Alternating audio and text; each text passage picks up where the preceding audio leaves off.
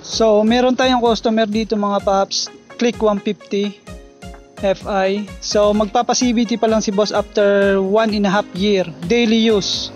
So, alam na natin yung pagbaklas dito mga paps sa crankshaft niya is karamihan dito 8mm. So, napakahirap lang dito sa isa kasi hindi madukot yung isang bolts. Gamit lang kayo ng open or close socket na para maano yun sa ilalim.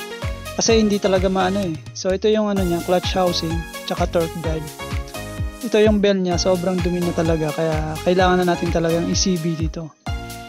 As in full CVT, hindi yung hugas-hugas lang, buga lang ng hangin, hindi.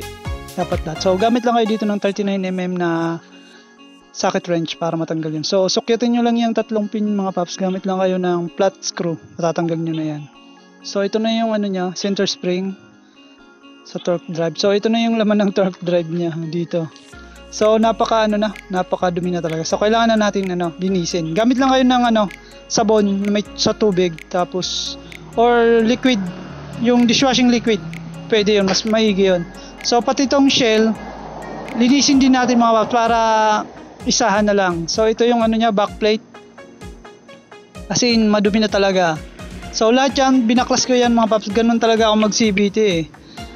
Full CVT talaga, hindi yung buga-buga lang ng hangin or tinatanggal ko talaga pieces by pieces. So ayan nga, nahugasan na natin mga paps. Okay na. So ito yung belt niya pala, stock belt, may crack na, kaso ayaw ni customer palitan kasi wala pa daw budget. Mahal pa naman siguro yung genuine na Honda. So no choice, ikakabit din natin. So ito na nga, pinapatuyo na natin mga paps. So pag natuyo na to, lalagyan na natin ng grasa.